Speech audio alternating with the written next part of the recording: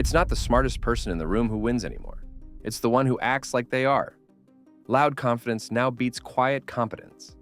And somehow, everyone seems fine with that. But this isn't new. Machiavelli saw it coming over 500 years ago, and he wasn't warning us to stop it.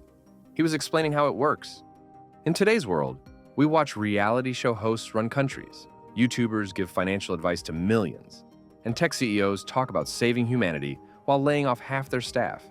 The script hasn't changed, just the stage. Because behind the noise, the incentives remain the same.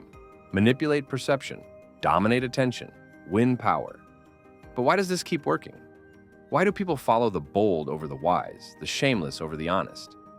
The answer is buried in how humans evolved to perceive leadership. Thousands of years ago in tribal societies, being loud wasn't a flaw. It was a survival tactic. If you wanted to lead, you had to look confident, even when you weren't. You had to make decisions quickly, even when they were wrong. And you had to project certainty, especially when you had no idea what to do. That behavior often got people killed.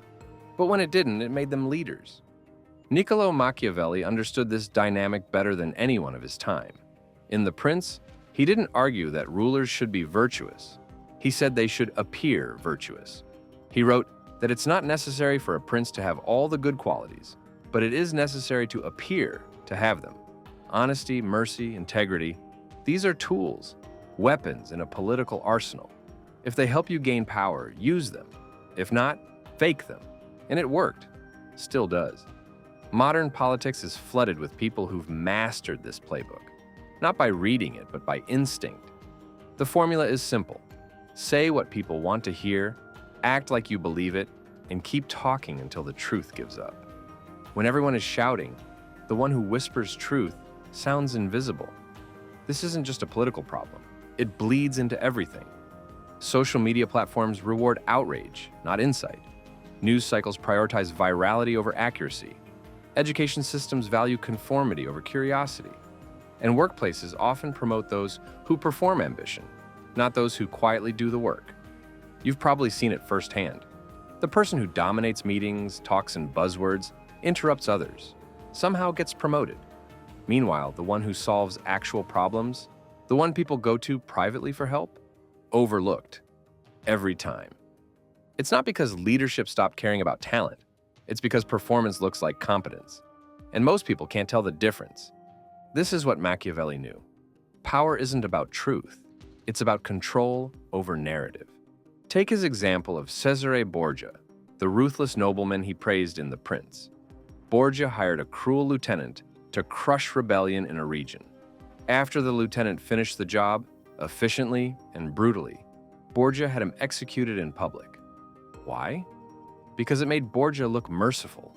He outsourced the ugliness of control, then staged its moral cleansing. This kind of move, ruthless but calculated, shows how Machiavellian strategy isn't about being evil. It's about being effective in a world where perception matters more than reality.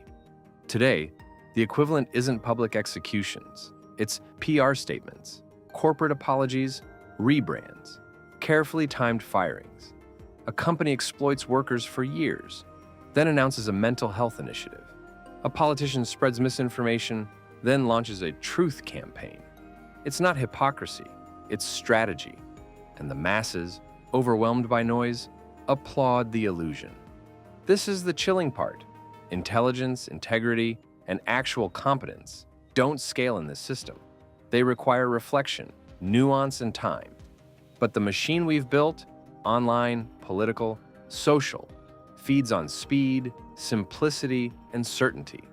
That's why fools thrive, because they're willing to say what the wise person knows is wrong, but say it faster, louder, and with a smile.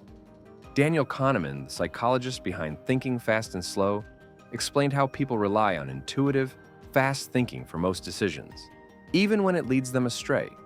That's why charismatic nonsense beats quiet truth. Our brains are wired to believe confidence over complexity. In a fast-scrolling world, the person who pauses to explain usually loses to the one who points and yells. Now imagine what happens when an entire generation grows up surrounded by this. When every platform they interact with, from childhood to adulthood, teaches them that being right is less important than being seen. That silence is weakness. That certainty wins, even when it's fake. We're not headed toward a future of wisdom. We're barreling toward a future of spectacle. The philosopher Søren Kierkegaard once warned that the age of reflection would be replaced by the age of chatter, where people say everything and mean nothing. That age has arrived. Everyone's talking. No one's listening. And in the noise, it's the fool who sounds like a genius because he never stops performing. But it gets worse, because once a system rewards this kind of behavior, it doesn't just tolerate fools, it depends on them. Institutions begin selecting for performance, not potential. Voters look for entertainment, not ethics. Companies hire for confidence, not competence. And slowly, the entire foundation shifts. It's not that smart people disappear, it's that they opt out. They stop playing a rigged game. And when the wise leave the room, the stage belongs to the loudest. We assume systems correct themselves, that if foolishness rises too high, consequences will bring balance. But that's not how feedback loops work in power structures. Once fools gain enough ground, they start protecting their own, not consciously but systemically. They promote other fools. They punish dissent. And slowly, competence becomes dangerous. It's disruptive. It's threatening. It reveals what others are trying to hide. This is how mediocrity becomes institutionalized, not through conspiracy, but through inertia. It's easier to nod along with a bad idea than to challenge the person who presented it, especially if that person has power, especially if the cost of disagreement is exile, ridicule, or replacement. In any hierarchy where perception outweighs reality, truth becomes expensive, and most people can't afford it. There's a reason whistleblowers are treated like traitors. There's a reason quiet experts get ignored until after the crisis. There's a reason we keep listening to the same recycled voices even after they're proven wrong. We don't select for wisdom. We select for confidence, charisma, and the ability to stay on brand. And what does this do to the next generation? They learn the rules fast. Don't speak unless it's trending. Don't think unless it's monetizable. Don't ask questions that take too long to answer. Perform, repeat, scale. They watch their smartest classmates get dismissed as weird or arrogant. They watch influencers talk over experts and get praised for it. They see that being correct doesn't get likes. Being loud does. So they adapt. And another layer of competence quietly exits the system. It's easy to assume the solution is more education. But even that falls apart when institutions reward obedience over originality, when classrooms become filters for conformity, when grading systems penalize nuance, when teachers are pressured to follow scripts rather than foster thinking. You don't get wisdom from that. You get compliance dressed up as intelligence. Even the workplace has shifted. In many companies, success isn't about solving problems. It's about appearing indispensable. Meetings become performance art. Emails become theater. The person who says the most or interrupts the best rises. And the one who listens, who reflects, they get left behind. We've replaced value with volume. It's not that smart people don't exist. It's that the system doesn't know what to do with them. Intelligence requires friction, debate, skepticism, refinement. But friction slows things down. And in a world obsessed with speed, slowness feels like failure. This creates a culture of anti-intellectualism in disguise. It doesn't mock intelligence directly. That would be obvious. Instead, it redefines it, turns it into trivia, makes it feel irrelevant. The philosopher Neil Postman warned about this decades ago, that in a media-saturated society, we don't become more informed, we become overwhelmed, and the result isn't clarity, it's apathy. When the signal gets drowned by noise, people stop listening altogether. This is how fools gain dominance without resistance. They're not fighting for attention. They are the attention. They shape the conversation by never leaving it. And over time, even their most absurd statements start to feel normal. Not because they make sense, but because they're repeated enough. Propaganda doesn't need truth. It just needs volume. And once that becomes the standard, smart people face a dilemma: adapt to the noise or get drowned by it. Some try to play along, simplifying their thoughts, branding themselves, optimizing for clicks. But even then, they're playing a game designed to reward the opposite of what they offer. And eventually, many of them stop trying. That's how the future begins to drift.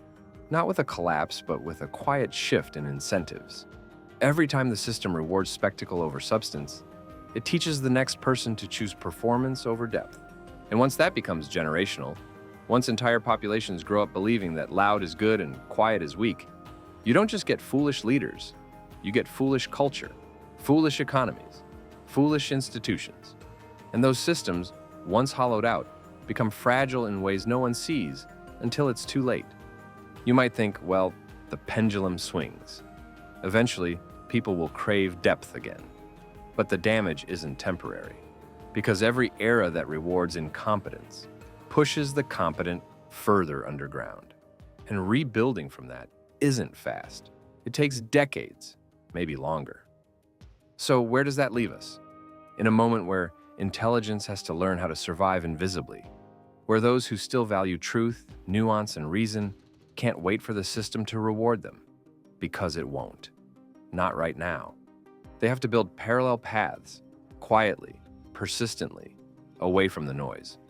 Machiavelli didn't write The Prince as a celebration.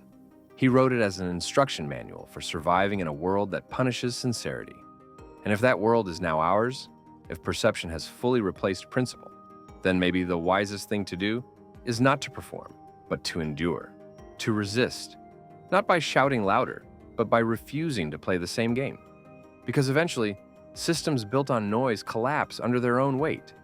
But until they do, they reward the people least capable of fixing them. That's why the future doesn't belong to the wise. It belongs to the ones who can fake it the loudest and never get tired of the sound of their own voice. This isn't accidental. It's evolution in reverse. Until someone changes the rules,